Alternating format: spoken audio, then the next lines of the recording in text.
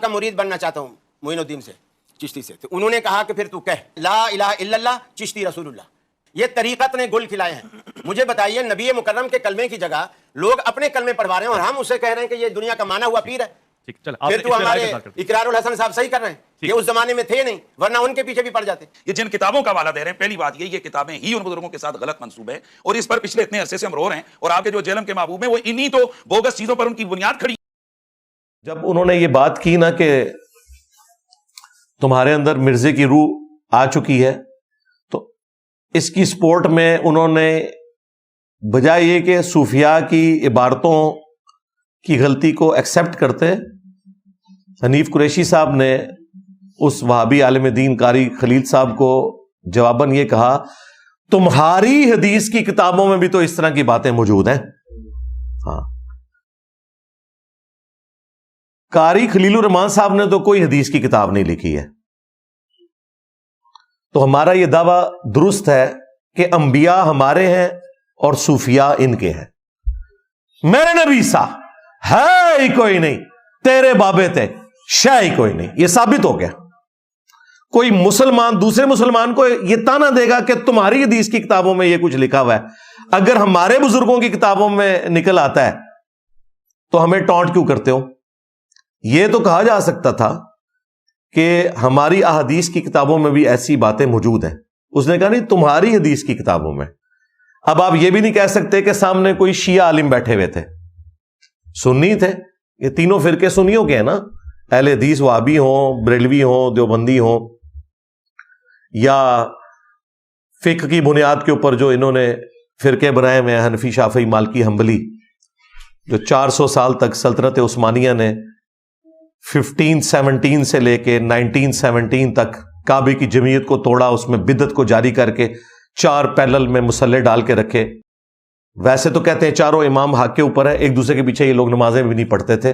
اماموں کے نام کے اوپر انہوں نے امت کی جمعیت کو توڑا، پھر اللہ تعالیٰ نے ان کی کمر توڑی اور سلطنت عثمانیہ جب ختم ہوئی تو اللہ کا شکر ہے یہ مسلح وہاں سے اٹھے. لیکن آج بھی ان کی پکچرز موجود ہیں جو انہوں نے بدعت 400 سال تک جاری کی. اور انشاءاللہ میری پیش گوئی ہے اب دوبارہ سے کعبے میں بدعت داخل نہیں ہوگی انشاءاللہ، کیونکہ اب حنفیوں کے 2 فرقے بن چکے ہیں، بریلوی اور دیوبندی. یہ آپس میں لڑ لڑ کے مر جائیں گے اور یہ مسلح نہیں ہوں گے انشاءاللہ تعالی. خیر، یہ جملہ کہ تمہاری حدیث کی کتابوں میں بھی تو ایسی باتیں لکھی ہیں، اگر ہمارے بزرگوں کی کتابوں میں نکل آتی ہیں تو اس میں ہمیں بلیم نہ کیا جائے، ہمارے مسلک کی طرف اسے منسوب نہ کریں. بھائی آپ کے مسلک کی طرف کیوں نہ منسوب کریں؟ آپ آج تک یہ فیصلہ ہی نہیں کر سکے کہ آپ کس طرف کھڑے ہوئے ہیں. جس طرح ہماری اسٹیبلشمنٹ آج تک یہ فیصلہ نہیں کر سکی کہ انہوں نے اے پولیٹیکل ہونا ہے یا نہیں ہونا، ہمارے علماء بھی یہ فیصلہ نہیں کر سکے، فرقوں کے علماء، کہ وہ کس طرف کھڑے ہیں. یہ جو صوفی فرقہ ہے بریلویوں کا، اپنے آپ کو سنی کہتا ہے، حنفی کہتا ہے، بے شمار نام رکھے میں، دیوبندی بھی صوفی فرقہ ہے. یہ لوگ آج تک یہ فیصلہ ہی نہیں کر سکے کہ ہم نے ان عبارتوں کا دفاع کرنا ہے یا ان عبارتوں سے اعلان برات کرنا ہے. اگر یہ کہتے ہیں کہ ہم ان کا دفاع نہیں کرتے تو ہمارے پاس تو ان کے مناظرے موجود ہیں جس میں انہوں نے ان ساری باتوں کا دفاع کیا. 2004 کے اندر ایک مناظرہ ہوا تھا شوکت سیالوی صاحب کا، جو بریلوی عالم تھے، ایک وہابی عالم توصیف الرحمان راشدی صاحب کے بڑے بھائی طالب الرحمان شاہ صاحب، ان کے ساتھ. اس میں ایک سکڑا سا نوجوان پیچھے بیٹھا ہوا ہے کتابیں لے کے، پتلا سا، وہ حنیف قریشی صاحب ہے. اور چند سالوں کے بعد پھر وہ منظر عام پہ آئے اور پھر انہوں نے انہی گستاخانہ عبارتوں کے اوپر مناظرہ دوبارہ سے کیا طالب الرحمان صاحب کے ساتھ. اس وقت بریلویوں کی طرف سے شوکت سیالوی صاحب تھے اور یہ جو مناظرہ کافی مشہور ہوا، حنیف قریشی صاحب کو عروج ہی اسی مناظرے سے ملا. اس میں حنیف قریشی صاحب آئے تھے، وہابیوں کی طرف سے وہ ایک ہی بندہ تھا طالب الرحمان شاہ صاحب، دونوں مناظروں میں. اس میں یہ اپنے بزرگوں کی گستاخانہ عبارتوں کا دفاع کر رہے تھے. یعنی سب سے بڑی کوئی عبارت ہو سکتی تھی تو چشتی رسول اللہ والی عبارت ہو سکتی تھی نا. اس کے دفاع کے اوپر بھی باقاعدہ مناظرے آج بھی یوٹیوب کے اوپر رکھے ہوئے ہیں، جس میں ان کے علماء نہ صرف شتیہات کے نام کے اوپر چشتی رسول اللہ کا دفاع کر رہے ہیں، حالانکہ یہ لوگ ہمیں کل تک کہتے تھے با خدا دیوانہ باش با محمد ہوشیار، کہ دیوانگی صرف اللہ کے لیے چلے گی، رسول اللہ کے لیے آپ نے ہوشیار رہنا ہے. لیکن یہ ساری گستاخانہ عبارتیں نبی علیہ السلام کی شان میں تھیں، انہوں نے اس کو بھی شتیہات کے کھاتے میں ڈالا. اور وہ مفتی جو آج یہ کہتے ہیں کہ یہ الحاقی عبارتیں ہیں، ہمارے بزرگوں کی کتابوں میں بعد میں کسی نے داخل کر دی ہیں، انجینئر صاحب نے داخل کرائی ہیں نا، تاکہ انہوں کا رگڑا لایا جائے، میں داخل کرائی ہیں. تو یہ الحاقی عبارتیں جو ہیں یہ بعد میں داخل ہو گئی ہیں. وہ اسی مناظرے میں اس وقت ایک سکڑا سا نوجوان پیچھے بیٹھا ہوا سبحان اللہ پڑھ رہا ہے. خواجہ نے کیا فرمایا؟ سنو کہ میں کون ہوں اور کیا ہوں. محمد الرسول اللہ صلی اللہ علیہ وسلم کے دربار کے کمینے غلاموں میں سے ایک ہوں، کمینے غلاموں میں سے ایک ہوں، کمینے غلاموں میں سے ایک ہوں. تو دیکھ لیں یہ ویڈیوز تو ہانٹ کریں گی انہیں قیامت تک، جب تک کہ یہ اپنی توبہ ریکارڈ نہیں کرواتے ان سارے گناہوں کے اوپر. لیکن یہ توبہ کبھی بھی نہیں کریں گے، کیونکہ انہیں ماننا پڑے گا یہ سب کچھ انجینئر کی برکات ہے. یہ میں تفنن کے طور پہ کہہ رہا ہوں، اور حقیقت بھی یہی ہے. اس سے پہلے تو انہیں کبھی خیال نہیں آیا کہ ہماری کتابوں میں کیا کچھ پرنٹ ہو رہا ہے. تو یہ ایک ٹکٹ میں دو مزے کرتے ہیں. پہلے یہ دفاع کرتے رہتے ہیں، جب یہ پھنس جاتے ہیں نا تو کہتے ہیں نہیں یہ تو عبارت بعد میں کسی نے داخل کر دیا ہے، اللہ کی کتابیں بھی تبدیل ہو چکی ہوئی ہیں، تورات انجیل تو بزرگوں کی کتابوں میں الحاقی عبارتیں ہیں. تو پہلے دفاع کیوں کر رہے تھے؟ جب پھنس گئے اب تمہارے پاس دوسرا یہ چاہ رہا ہے کہ جی یہ بعد میں داخل کر دیے. اچھا داخل کر دیے تو پرنٹ کیوں کروا رہے ہو پھر؟ کیا اس کا مقصد یہ ہے کہ پرنٹنگ کے بعد یہ کتابیں مارکیٹ میں آئیں اور لوگ اس میں سموسے اور پکوڑے رکھ کے کھائیں، اس لیے پرنٹ کر رہے ہو؟ تو وہ تو سپریم کورٹ نے پابندی لگا دی ہے بھائی کہ جو پرنٹنگ والی سیاہی ہے اس کے اوپر آپ روٹی بھی نہیں رکھ سکتے، کینسر ہونے کا اندیشہ ہے، یہ اتنی خطرناک انک ہے. تو تمہارے بزرگوں کی کتابیں اب اس قابل بھی نہیں رہی ہیں کہ ان میں سموسے پکوڑے یا روٹی بھی رکھی جا سکے. انہوں نے عقیدے کا کینسر تو پھیلایا ہی تھا، جو فزیکلی کینسر بیماری ہے وہ بھی اب وہ کتابیں پھیلائیں گی. ان کا آخری حل یہ ہے کہ ان کو آپ جلا کے تو سردیوں میں آگ کے طور پر استعمال کریں گے، لیکن وہ بھی کافی مہنگی پڑے گی. اتنی مہنگی آگ تو نہیں کہ آپ نے پہلے کاغذ بنانا ہے اس کے بعد اس کی آگ جلانی ہے، تو یہ اب کسی کام کی نہیں ہے. تو اس کے اوپر پھر یہ لوگ آخری اعتراض یہی کرتے ہیں کہ جی حدیث کی کتابوں میں بھی تو یہ سب کچھ موجود ہے. بھائی ہمیں حدیث کی کسی کتاب سے چشتی رسول اللہ، تھانوی رسول اللہ، شبلی رسول اللہ یہ چیزیں دکھاؤ. احادیث کی کتابوں میں تو جو ملتا ہے وہ یہ ہے کہ بخاری اور مسلم دونوں میں حدیث ہے کہ اسلام کی بنیاد 5 چیزوں کے اوپر ہے. ان میں سے پہلی چیز کہ تم اس بات کی گواہی دو لا الہ الا اللہ اور محمد رسول اللہ یا محمدن عبدہ ورسولہ صلی اللہ علیہ وآلہ وسلم. اس کے بعد نماز کو قائم رکھنا اور پھر زکوٰۃ دینا اور اس کے بعد حج اور رمضان کے روزے. یہ 4 چیزیں عقیدے کے بعد اعمال کے طور پر ذکر ہوئی ہیں. ٹوٹل 5 چیزیں. تو ہمیں تو انتظار ہے کہ حدیث کی کتابوں میں کون سی ایسی بات ہے جس کی پلی لے کے تم اپنے بزرگوں کی کفریات کو آج تک ڈیفینڈ کر رہے ہو. تو انہوں نے نا بڑی مشکل سے ڈھونڈ کے نا ایک چیز نکالی جس کے اوپر میں نے تفصیلی ویڈیو ریکارڈ کروا دی اور باقاعدہ اس کے اندر میرا ایک رجوع بھی تھا. وہ لاکھوں لوگوں نے ویڈیو دیکھی ہے. نبی صلی اللہ علیہ وآلہ وسلم نے جو خودکشی کی کوشش کی جو بخاری کے اندر رپورٹ ہوئی، اگرچہ یہ روایت اصول محدثین کے اوپر منقطع ہے، صحیح نہیں ہے، اور یہ بخاری میں ایک تابعی کے قول کے طور پر ذکر ہوئی ہے اور امام بخاری نے اس کو متصل سند کے ساتھ بیان نہیں کیا، اور ہمارا دعویٰ بخاری کی احادیث کے بارے میں ہے کہ وہ ساری کی ساری صحیح ہے۔ جو تابعین کے اقوال ہیں وہ ایسے موجود ہیں جن کے اوپر کلام کیا جا سکتا ہے۔ تو ابن شہاب زہری نے اس میں اندراج کیا اپنی جو ان تک بات پہنچی تھی، فیما بلغنا، ہمیں اس میں یہ بات بھی پہنچی ہے کہیں سے۔ اب جب یہ تابعی بات کرتا ہے نا کہ مجھے یہ بات پہنچی ہے، تو وہ صحابی کو مینشن نہیں کر رہا، اس کا مطلب ہے کہ وہ سن سنا کے سنی، یعنی وہ ٹنی والی بات ہے۔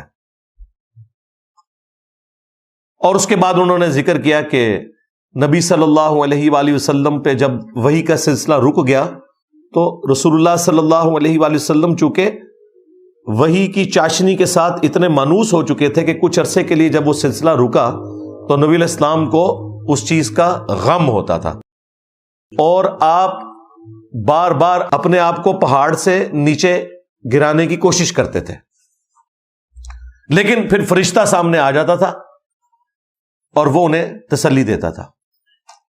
تو اس میں کئی سال پہلے میں نے بھی گفتگو کرتے ہوئے یہ بات کی تھی کہ نبی کے لیے یہ شایع نہیں ہے کہ وہ خودکشی کی کوشش کرے، اور یہ ایک گستاخانہ چیز ہے جو منسوب ہوئی ہے، لیکن امام بخاری اس سے بری الذمہ ہے، انہوں نے اسے سند کے ساتھ بیان نہیں کیا۔ ابن شہاب زہری جو تابعی ہیں انہوں نے ایک بات ذکر کی اور وہ انفارمیشن کے طور پہ امام بخاری نے لکھ دی۔ یہی وہ بات ہے جو ایک دفعہ آج سے آلموسٹ 10-12 سال پہلے جو چیئرمین پی ٹی آئی ہیں، بانی پی ٹی آئی بلکہ آج کل، عمران خان صاحب، انہوں نے ایک جلسے میں کی تھی، تو اس وقت مولویوں نے فتویٰ لگایا تھا کہ یہ انہوں نے رسول اللہ کی شان میں گستاخی کی، بغیر یہ دیکھے ہوئے کہ یہ بخاری شریف میں لکھا ہوا ہے، اور ایک عام آدمی بیان کرتا ہے۔ یہ تو ڈاکٹر اسرار صاحب نے اپنی کئی ویڈیوز میں بیان القرآن کے اندر باقاعدہ اس کو بیان کر دیا ہوا ہے۔ اس کی وجہ سے یہاں تک آتا ہے کہ حضور فرماتے ہیں کہ اس درجے میں رنج اور غم میں تھا کہ میں سوچتا تھا کہ میں پہاڑ کے اوپر چڑھ کر اپنے آپ کو گرا دوں، کہ میں سوچتا تھا کہ میں پہاڑ کے اوپر چڑھ کر اپنے آپ کو گرا دوں، کہ میں سوچتا تھا کہ میں پہاڑ کے اوپر چڑھ کر اپنے آپ کو گرا دوں۔ برمنائے طبع بشری اس درجے حضور کے اوپر جو ہے یہ شاخ گزر رہا تھا کہ وہی کیسے بند ہو گئی۔ اسی موقع کے اوپر پھر وہ آیات نازل ہوئی تھی نا، وَالضُّحَىٰ وَاللَّيْلِ إِذَا سَجَىٰ مَا وَدَّعَكَ رَبُّكَ وَمَا قَلَىٰ، نہ تو تمہارے رب نے تمہیں چھوڑا ہے اے محبوب صلی اللہ علیہ وآلہ وسلم، نہ تم سے ناراض ہوا ہے، وَلَسَوْفَ يُعْطِيكَ رَبُّكَ فَتَرْضَىٰ، ان قریب آپ کا رب آپ کو اتنا دے گا کہ آپ راضی ہو جائیں گے۔ یہ وہ ساری جو تسلی والی باتیں ہیں، وہ جو ایک فترت کا پیریڈ آیا تھا نا، وہی جو رک گئی تھی، اس کے بعد یہ نازل ہوئی تھی۔ تو یہ والا واقعہ تو درست ہے کہ فترت کا پیریڈ آیا اور پھر یہ آیات نازل ہوئی، لیکن یہ جو بیچ میں ایک اندراج ہے امام زہری کا، ابن شہاب کا، اس پہ میں نے کلام کیا تھا کہ یہ ایک گستاخانہ بات ہے، لیکن امام بخاری بری الذمہ ہے۔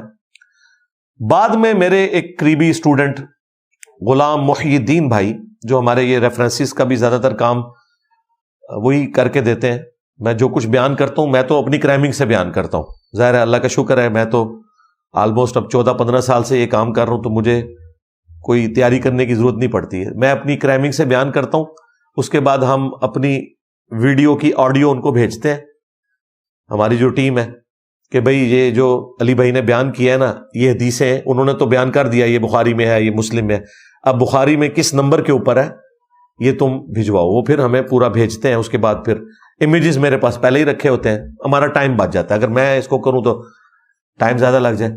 تو انہوں نے ایک دن مجھے فون پہ کہا کہ یہ جو امام بخاری نے ابن شہاب زہری والا اندراج نقل کیا ہے تو اس میں کوئی گستاخی والی بات نہیں ہے، تو اس پہ آپ رجوع کریں۔ میں نے کہا اس کی ریزن کوئی وجہ بتائیں۔ انہوں نے کہا کہ دیکھیں قرآن پاک میں سورہ یوسف کے اندر کیا یوسف علیہ السلام کے بارے میں نہیں آیا کہ اس عورت نے یوسف کا قصد کیا، یوسف بھی قصد کر لیتا، اگر اپنے رب کی برہان نہ دیکھتا تو بالکل ٹھیک ہے، رسول اللہ بھی خودکشی کر لیتے اگر جبرائیل سامنے نہ آتے. اور وہاں پہ سورہ یوسف میں آیا کہ یوسف ہمارے مخلص بندے تھے، ہمارے چنے ہوئے بندے تھے. ایک ہے مخلص جو ہم ہونے کی کوشش کرتے ہیں، اخلاص، کمٹمنٹ.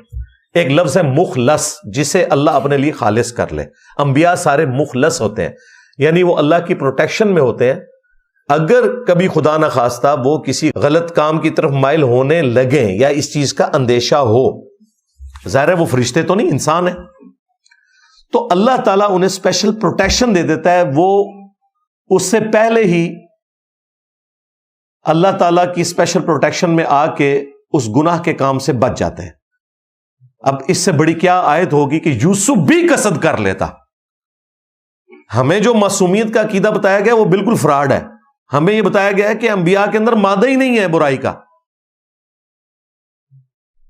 اس سے تو آپ انبیاء کی فضیلت ہی ختم کر رہے ہیں. پھر فرشتوں میں اور ان میں کیا فرق رہ گیا؟ انبیاء کی فضیلت یہ ہے کہ برائی کا مادہ ہوتے ہوئے بھی وہ معصوم ہے، وہ گناہ نہیں کرتے اللہ کے خوف کی وجہ سے. آپ دیکھیں یوسف علیہ السلام کی ماں تھی، وہ بچپن سے انہوں نے اسے ماں کے روپ میں ہی دیکھا نا. اگرچہ وہ حقیقی نہیں تھی، منہ بولی تھی، لیکن جو لے پالک بچے ہیں وہ عورتوں کو اپنی ماں کی شکل میں دیکھتے ہیں. لیکن یہ شیطان کا غلبہ ایسا ہو سکتا ہے کہ وہ عورت بن سور کے ان کے سامنے آئی، اور قرآن کے الفاظ ہیں اس عورت نے یوسف کا قصد کیا. یوسف بھی قصد کر لیتا اگر اپنے رب کی برہان نہ دیکھ لیتا. کوئی اللہ تعالیٰ نے نشانی دکھا دی، شاید اس عورت کی اوریجنل شکل شیطان کی شکل میں انہیں نظر آ گئی، یا بعض اسرائیلی روایتوں میں ملتا ہے کہ حضرت یعقوب علیہ السلام کی شبیہ سامنے نظر آئی، انہوں نے انگلی سے اشارہ کیا کہ بیٹا یہ کام نہیں کرنا. بال کوئی اللہ تعالیٰ نے غیبی معاملہ کیا. تو گناہ میں مبتلا نہیں ہوئے، لیکن ہو سکتے تھے اگر اللہ کی برہان نہ دیکھتے. تو بالکل اس طریقے سے نبی علیہ السلام کو بھی اللہ تعالیٰ نے اپنی برہان دکھا دی کہ جبرائیل علیہ السلام سامنے آ جاتے تھے اور پھر نبی علیہ السلام خودکشی کی کوشش سے پیچھے ہٹ جاتے تھے. لہٰذا اس میں اب گستاخی والا کوئی ایلیمنٹ نہیں رہا. اگر اس روایت کو کوئی ٹھیک بھی مان لے تب بھی کوئی گستاخی والا ایلیمنٹ نہیں. یہ 100% فٹ ان بیٹھتی ہے قرآن حکیم میں سورہ یوسف کی ان آیات میں. جب انہوں نے یہ دلیل میرے سامنے رکھی تو میں نے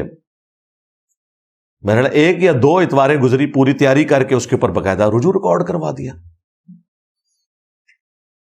کہ بھائی اس میں کوئی ایسا مسئلہ نہیں ہے. اگر کوئی کہتا ہے کہ جی یہ گستاخانہ عبارت بخاری کے اندر آ گئی ہے تو یہ گستاخانہ نہیں ہے. یہ ڈھونڈ ڈھانڈ کے انہیں دو چار جو باتیں ملتی ہیں ان میں ٹاپ آف لسٹ یہی بات تھی، باقی اس سے نیچے ہی ہوں گی. ان کی بھی تعویلات ہم کر لیں گے، لیکن میں وہ کرنے کے لیے نہیں بیٹھا. میں ہاتھی کے پاؤں میں سب کا پاؤں، میں نے سب سے بڑا ہاتھی ان کا پکڑ لیا ہے، وہ یہ والی روایت تھی. دیکھیں ہم نکال رہے ہیں ان کے بزرگوں کے ناموں کے کلمے، ان کے بزرگوں کے دعوے نبوت، اور یہ ہمیں کہتے ہیں جی تمہاری حدیث کی کتابوں میں بھی تو یہ کچھ لکھا ہوا ہے. بھائی ہماری حدیث کی کتابوں میں وہ کچھ نہیں لکھا ہوا جو تمہارے بابوں کی کتابوں میں لکھا ہوا ہے. یعنی کہ چشتی رسول اللہ، تھانوی رسول اللہ. تھانوی بھی اب تمہارا ہی ابا ہے کیونکہ دونوں اب ایک ہو. دیکھو یہ لاہور کے دو بھائی کتنا چیخے ہیں قادیانیوں کے مسئلے پہ، چیخے ہیں نا. میں نے بھی مقدمہ بیان کیا ہے، لیکن میں نے پھر صرف قادیانی دجال تک نہیں رکھا مقدمے کو. میں نے بتایا کہ قادیانی دجال کو گراؤنڈز ان کے ان صوفیوں نے پرووائڈ کیے جن کی کتابوں میں یہ کچھ لکھا ہوا ہے، لیکن اس کی جرت نہیں ہے کہ وہ ان کے بزرگوں کا ذکر کرے. کیوں؟ کل کو انہوں نے ٹی وی چینلز کے اوپر اکٹھے بیٹھنا ہے. ایک ایک رمضان نشریات کا یہ 5-5 10-10 لاکھ روپے لیتے ہیں. وہ پھر آپس میں اگر اس طریقے سے اختلافات شروع ہو جائیں پھر یہ اکٹھے بیٹھ نہیں سکتے نا ایک ٹیبل کے اوپر، تو جرت نہیں کر رہے. لہذا یہ چشتی رسول اللہ، تھانوی رسول اللہ، شبلی رسول اللہ یہ وابیوں کے کھاتے میں بھی ہے، کیونکہ یہ گونگے شیطان بنے ہوئے ہیں صرف یہ بتانے کے لیے کہ بھائی ہم انجینئر کے ساتھ نہیں کھڑے ہوں گے، ہم آپ کے ساتھ کھڑے ہیں کہ اگرچہ ہم ان چیزوں کو غلط بھی سمجھتے ہوں تب بھی ہم غلط کہیں گے نہیں.